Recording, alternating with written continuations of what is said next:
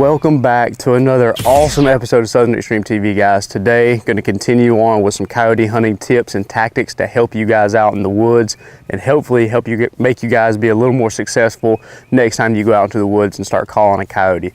Today, I'm going to be talking about, it's not really like a topic, kind of like, you know, some of the other videos that we've been talking about here.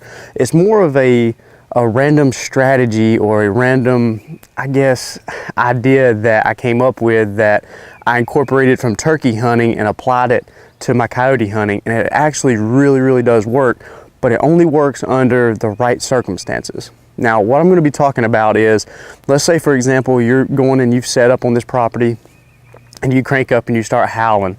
Let's say you have a group of coyotes that start howling maybe 400 yards away, maybe 500 yards away, and they just kind of sound like they're lethargic and they're just kind of hung up, and you just got that feeling like, hey, if I sit here and call, they're not going to cover that amount of ground and come into me.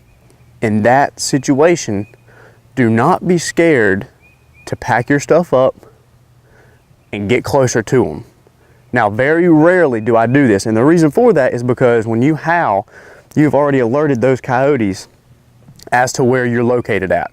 So they're automatically going to be focusing in that direction, so it's going to be a lot harder for you to get as close to them as you normally would be able to. So you have to kind of pick and choose your battles whenever you're going to decide you're going to do this. Now, if you get some coyotes that are, you know, consistently howling out there and they're just not really gaining any ground, what I really like to do whenever I decide that I'm going to make that change is I will pack my stuff up and I will actually leave my call out of my backpack and I will leave it turned on.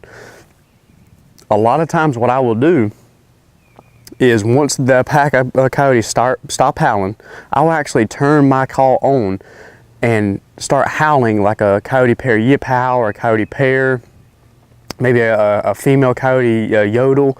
And as I'm playing it, I will actually get closer to that pack of coyotes. Now, I'm not saying that I'm just going to play it for 20 minutes while I'm walking straight towards those coyotes. That doesn't sound natural, and it's not what you should do.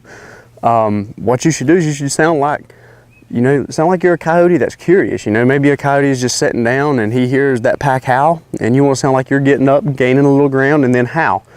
And when you do that, what it's going to do is it's going to spike the interest of those coyotes that are howling, because now they've heard you, but now you're getting closer to them.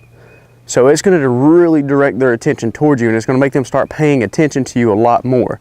This is something that will really help on these educated coyotes as well, that are used to you guys going and setting, calling for 45 minutes, packing your stuff up and leaving, and nothing ever moves from that one general area. This is something that is a really cool trick to hopefully outsmart some of them coyotes that are kind of hung up and lethargic out there. So guys, hopefully you can take this tip that I gave you, incorporate it into your own hunting arsenal when you go out into the woods next time you're going to try to shoot a coyote, and hopefully it will make you guys a little more successful. As always, guys, thank you so much for watching my videos. Be sure to like, share, and subscribe all of my stuff. It really helps me out. And until next time, guys, I can't thank you enough for watching Southern Extreme TV.